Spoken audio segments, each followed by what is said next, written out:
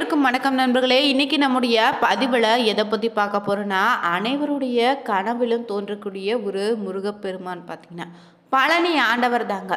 இந்த பழனி ஆண்டவர் பார்த்தீங்கன்னா 2 கோலங்களில் காட்சியளிப்பது தான் தெரியும். ஆனால் இங்கே பார்த்தீங்கன்னா பழனி ஆண்டவர் எந்த கோலத்தில் தரிசனம் செய்தால் என்ன மாதிரியான பலன்கள் உண்டு, அதே போல் ஒரு சில ஆலயங்களுக்கு சென்று மூலவரை மட்டும் தரிசித்துட்டு வருவான். அங்கே இருக்கக்கூடிய சில முக்கியமான இடங்களை தரிசனம் செய்யாமல் வருவான். அந்த வகையில் பார்த்தீங்கன்னா பழனி ஆண்டவர் கோவிலுக்கு செல்லும்போது தவறாமல் நீங்கள் தரிசிக்க வேண்டிய ஒரு இடம் என்னன்னு தெரிந்துக்கலாம். இந்த பதிவு ரொம்ப பயனுள்ளதாக இருக்கும். மேலும் புதியவராக இருந்தீங்கன்னா சேனலை சப்ஸ்கிரைப் பண்ணிக்கோங்க. தனிப்பட்ட முறையில் ஜாதகத்தில் இருக்கக்கூடிய பிரச்சனைக்கு சரியான பரிகாரத்தை பெற்றுக்கொள்ள வீடியோவில் டிஸ்கிரிப்ஷனில் கொடுத்துருக்க நம்பருக்கு கால் பண்ணி தெரிஞ்சுக்கோங்க. வாங்க நண்பர்களே, வீடியோக்குள்ளே போகலாம். நம்ம வாழ்க்கையில் பார்த்தீங்கன்னா சுக வாழ்வுக்கும் இறை வாழ்க்கைக்கும் உகந்த ஒரே தெய்வம்னா அது பழனி முருகப்பெருமான் மட்டும்தாங்க. இவருக்கு 2 விதமான அலங்காரங்கள் நடைபெறுதுன்னு எல்லோருக்கும் தெரிஞ்சது தான். ஒன்று ஆண்டி அலங்காரம், இன்னொரு ராஜ அலங்காரம். கோலத்தில் எந்த காரணத்திற்காக தரிசிக்கலான்னு முதல்ல நம்ம தெரிஞ்சுக்கலாம். தண்டாயுதபாணி விக்கிரகத்திற்கு 4 விதமான அபிஷேக பொருட்கள் மட்டும்தான் இங்கு உபயோகிக்கப்படுதுங்க. அவை நல்லெண்ணெய், பஞ்சாமிர்தம், சந்தன, விபூதி மட்டுங்க. அதுவும் இந்த மார்கழி மாதத்தில் மட்டும் பன்னீர் உபயோகிக்கிறாங்களா.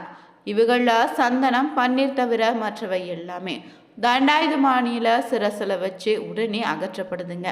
மேலும் இங்கு முடி முதல் அடிவரை அபிஷேகம் என்ற சொல்லும் முழு அபிஷேகம் பார்த்தீங்கன்னா சந்தனத்துக்கும் பன்னீருக்கு மட்டும்தான் சொல்கிறாங்க. இதில் சிரசு விபூதி என்பது சித்தருடைய உத்தரவால பக்தர்களுக்கு வழங்கக்கூடிய ஒரு பிரசாதமாக இருக்குதுங்க. இது கிடைப்பது மிக புண்ணியம்னு சொல்கிறாங்க. இங்கு ஒரு நாளைக்கு பார்த்தீங்கன்னா 6 முறை தண்டாயுதபாணிக்கு அபிஷேகம் அலங்காரங்கள் செய்யப்படுது. இந்த 5 முதல் 7 நிமிடத்துக்குள்ளே முடித்துடுறாங்க.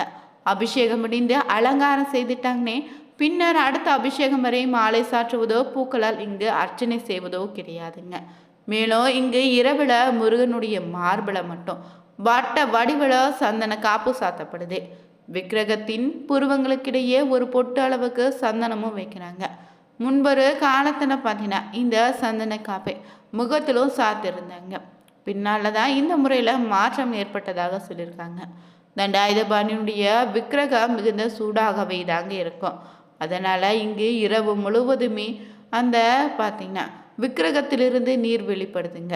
இந்த நீரை தான் அபிஷேக நேரத்தின் போது பார்த்தீங்கன்னா அங்கு நடக்கக்கூடிய பூஜையில் கலந்து கொள்ளக்கூடிய பக்தர்களுக்கு பார்த்தீங்கன்னா பிரசாதமாக தராங்க. தண்டாயுதபாணி சிலையை சுற்றி எப்போதுமே பார்த்தீங்கன்னா ஒருவித பார்த்தீங்கன்னா சுகந்த மனம் பரவியே நிற்குங்க. தண்டாயுதபாணி சிலைக்கு இடது பக்கத்தில் சின்ன மரகதலிங்கம் இருக்குது. அவரை தரிசிக்க நீங்கள் வலது பக்கமாக சென்று தீபம் காட்டுதல் வேண்டும். ஏன்னா தீப ஒளி இல்லாமல் அந்த லிங்கத்தை நம்ம பார்க்க முடியாது. பழனியில் மட்டும் 2 மரகத லிங்கம் இருக்குது. ஒன்று முருக சன்னதியிலும், இன்னொன்று பார்த்தீங்கன்னா போகர் சமாதியின் மேலே. இந்த 2யுமே போகர் பூஜை செய்வதாக சொல்லப்படுதுங்க. தண்டாயுதபாணி சிலையை ராஜ அலங்காரத்தில் தரிசிக்க வேண்டுமா, ஆண்டி கோலத்தில் தரிசிக்க வேண்டுமா, எது சிறப்பானதுன்னு பலருடைய கேள்வியாக இருக்குது. அதுக்கான சரியான ஒரு பதிவு என்னன்னு தான் இப்போ நம்ம பார்க்க போகிறோங்க. ஒரு சில காரியங்கள் படி பார்த்தா அதாவது பார்த்திங்கன்னா சிலருக்கு தரிசனம் மிகுந்த பலனை தருன்னு சொல்லியிருக்காங்க.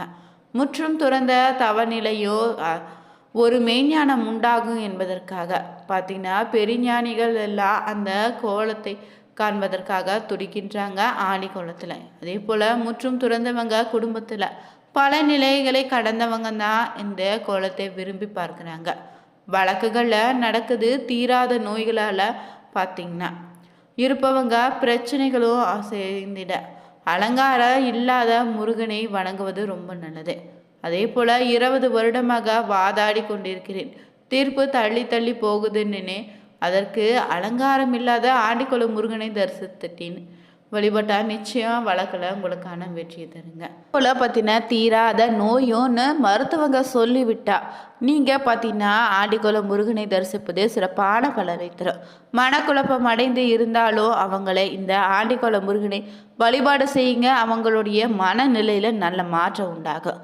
பேச இயலாதவங்க, குறைபாடு உள்ளவங்களும், மன எழுச்சி மன உளைச்சல இருந்தீங்கன்னா நீங்கள் ஆடிக்கோலத்தை பார்த்தீங்கன்னா சிற்பீகமோ சமத்துவமோ மனதிற்குள்ள பாயுங்க.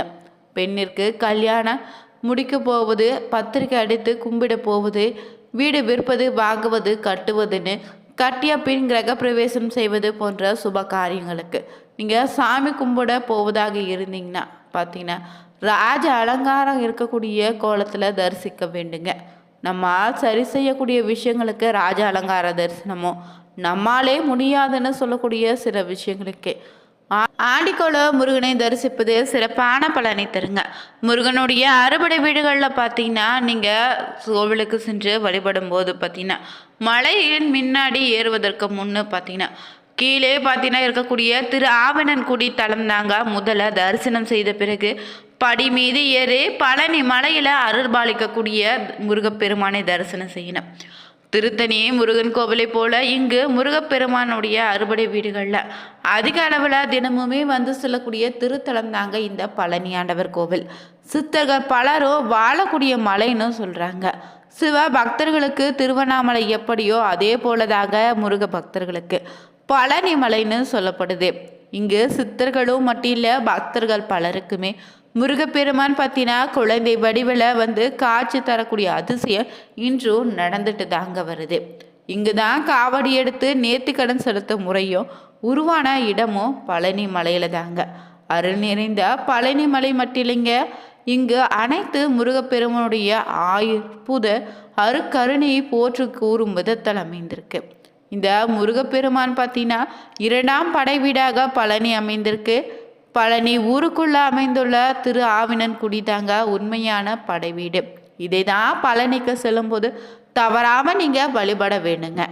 இருந்தாலும் பழனி மலை மீது அமைந்துள்ள தண்டாயுதபாணி கோவிலையே பக்தர்கள் படை வீடாக கருதி வழிபடுறீங்க. ஆனால் பார்த்தீங்கன்னா பழனி சென்று முழு பழனியும் பெற வேண்டும் நினைத்தா முதல்ல ஊருக்குள்ள சென்று அங்கிருக்கக்கூடிய திரு ஆவினன்குடி தலத்திற்கு அருகில் இருக்கக்கூடிய இடும்பன் மலைக்கு சென்று வழிபட்ட பிறகே தாங்க பழனி மலை மீது இருக்கக்கூடிய தண்டாயுதபாணியை தரிசனம் செய்ய வேண்டும். இந்த முறையில் வழிபட்டாலே முழுமையான பலன் உண்டுங்க. மேலும் இங்கு பார்த்தீங்கன்னா பழனியில் நடைபெறக்கூடிய முக்கியமான ஒரு வழிபாடுன்னு பார்த்தீங்கன்னா தங்கத்தேர் வழிபாடு தாங்க. முதல்ல பழனி மலை கோவிலில் தங்க ரதம் அமைக்கப்பட்டிருக்கு. அதன் பிறகு தாங்க திருச்செந்தூர், திருத்தணின்னு மற்ற முருகன் கோவில்களோ தங்க தேர்வு அமைக்கப்பட்டு தங்கத்தேர் பவனி உற்சவமும் நடைபெற்று வருது. முருகனை மனதார நம்பி வழிபடக்கூடிய பக்தர்களுக்கு முருகன் எப்படி அருள் செய்வார்னு ஒரு மிகப்பெரிய சாட்சியாக இன்றும் இந்த கோவிலில் இருக்குது இந்த தங்கத்தேர் தாங்க. பழனியில் பார்த்தீங்கன்னா சாதுசாமின்னு ஒருவர் இருந்திருக்காரு. அவர் தினமுமே மலை மீது ஏறி சென்றுட்டு முருகனை தரிசித்துட்டு கண்ணீர் விட்டு அழுவாராம். ஏன்னு கேட்டிங்கன்னா இனி மீண்டும் முருகனை நானே நாளை தானே தரிசனம் செய்ய முடியும். அதுவரை நான் முருகனை பிரிந்து இருக்க வேண்டுமேனு எண்ணிப்பா நீ வளர்ந்து வர அந்த அளவிற்கு தீவிர முருக பக்தராக இருந்த அவரை பெரும் செல்வந்தரான முருகேச முதலியார் வந்து தரிசித்திருக்காரு. முருகேச முதலியாரும் பழனி கோவிலில் நிர்வாகியாகவும் இருந்திருக்காரு. சாது சாமியிடம் சென்று, சாமி என்னிடம் அளவில்லாத செல்வம் இருக்குது, ஆனால் பல காலமாக எனக்கு குழந்தை இல்லை, என்னுடைய குறைபோக்கு என்ன செய்ய வேண்டும்னு அதற்கு ஏதாவது வழி இருக்குதான்னு கேட்டிருக்காங்க. அதை கேட்ட சாது சாமியும் பார்த்தீங்கன்னா இந்த மலையை நிரம்பி வழியும் அளவிற்கு நீங்கள் பால் அபிஷேகம் செய்யன்னு சொல்ல சிறிதும் யோசிக்காத முருகேச முதலியாரும் பார்த்தீங்கன்னா பல ஊர்களில் இருந்தும் பால் வரவழைத்து முருகப்பெருமானுக்காக பார்த்தீங்கன்னா பாலால் அபிஷேகம் நடத்தியிருக்காரு. அந்த அபிஷேக பால் வழிந்து மலையை நினைந்திருக்குங்க. மலையில் வழிந்து ஓடும் அளவிற்கு அபிஷேகம் செய்யப்பட்டிருக்கு. சிறிது நாட்கள்லேயே பார்த்தீங்கன்னா ஆனந்தம், பக்தி, உணர்ச்சி பெருக்கல. பழனி மலைக்கு ஓடி வந்த முருகேச முதலியாரும் சாதுசாமி காலை விழுந்து, சாமி நான் ஒன்று கேட்டேன், முருகப்பெருமான் 2ஆக கொடுத்துட்டாரு. முருகப்பெருமானுக்கு நான் ஏதாவது செய்ய வேண்டுன்னு விரும்புகிறேன், என்ன செய்ய வேண்டுன்னு சொல்லுங்க, செய்கிறேன்னு சொல்லியிருக்காரு. அதற்கு பதிலாக பார்த்தீங்கன்னா நீ கொடுத்தா முருகா வாழப்போகிறார், அவனுடைய உள்ளத்தில் ஆத்மா திருப்திக்காக தங்கத்தேர் செய்து வைன்னு சொல்லவும் உடனே முருகேச முதலியாரும் தங்கத்தேர் செய்து கோவிலுக்கு காணிக்கையாக அளித்திருக்காரு. அன்று காணிக்கையாக அளித்த தங்கத்தேர் தாங்க இன்றுமே பழனி மலையில் பவனி வருது. குழந்தை இல்லாதவங்க பழனி முருகனை வேண்டிக் கொண்டு குழந்தை பிறந்தவுடனே இங்கு வந்து தங்கத்தேர் இழுப்பது முக்கிய வழிபாடாகவும் இருக்குது. மேலும் தினமும் மாலையில் நடக்கக்கூடிய தங்கத்தேர் உற்சவத்தில் அந்த குடும்பத்தை சேர்ந்த 2 பேருக்கு தங்கத்தேரை வடம் பிடித்து இழுக்க அனுமதிக்கப்படுறாங்க. வீடியோ பிடிச்சிருந்தா லைக் பண்ணுங்கள், ஷேர் பண்ணுங்கள், கமெண்ட் பண்ணுங்கள். Thank you viewers.